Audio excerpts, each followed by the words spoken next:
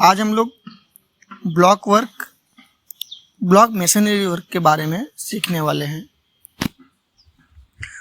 तो आज हम लोग जानने वाले हैं कि उसमें हमको ब्लॉक वर्क करने से पहले किन किन बातों का ध्यान देना पड़ता है।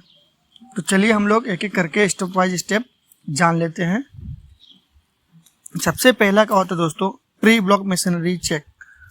हमको सबसे पहले ब्लॉक करने से पहले कुछ चीज़ें ऐसी होती है जो चेक करना बहुत ज़रूरी है।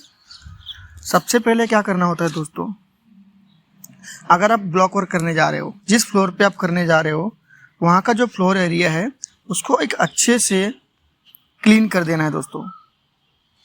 कोई भी डेब्रिस वहाँ पे नहीं होना चाहिए, उसको अच्छे से क्लीन करके साफ कर देना है दोस्तों। उसके बाद नेक्स्ट पॉइंट को ध्यान देना है कि जहाँ पे हम ब्लॉक करने जा रहे हैं, जैसा कि मान लो हमारे पास कॉलम है तो कॉलम में प्रॉपर हैकिंग होना चाहिए। वो चीज़ें हमको खास ध्यान देनी है कि कॉलम में हैकिंग हुआ है नहीं हुआ है ब्लॉक वर्क करने से पहले, ब्लॉक वर्क या ब्रिक वर्क। उसके बाद नेक्स्ट पॉइंट को ध्यान देना पड़ता है,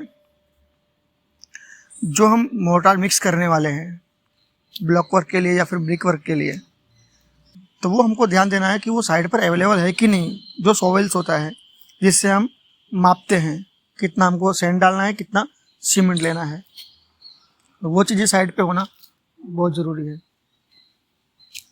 उसके बाद हमको ध्यान देना है कि जो हम ब्लॉक वर्क करने वाले हैं या फिर ब्रिक वर्क करने वाले हैं, क्या है हमको अलग अलग साइज़ की ज़रूरत पड़ेगी वहाँ पे ब्लॉक वर्क या ब्रिक वर्क करते समय। तो उसको कटिंग करने के लिए हमारे जो इंस्ट्रूमेंट्स हैं जो हमारे टूल्स हैं, कटिंग टूल्स हैं, वो साइड पे अवेलेबल है कि नहीं।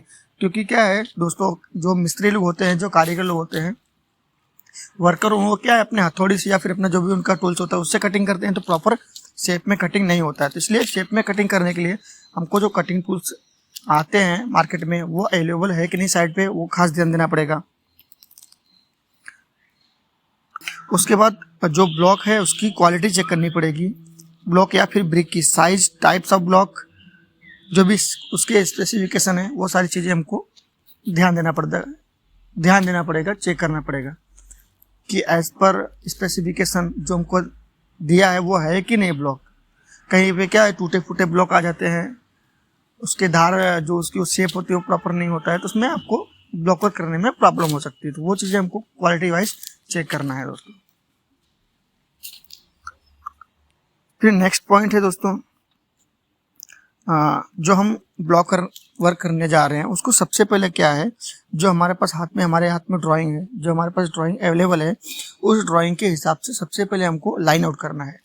जो भी हमारे फ्लोर पे, जहाँ भी फ्लोर पे हमको ब्लॉक वर्क या फिर ब्रिक वर्क करना है, उसको सबसे पहले हमको ड्राइंग के हिसाब से एक अच्छे से लेआउट करना पड़ेगा, ताकि जो हमारा रूम का साइज़ है, किचन का साइज़ है, हर साइज को परफेक्ट जो डायमेंशन दिया है वो मिल सके।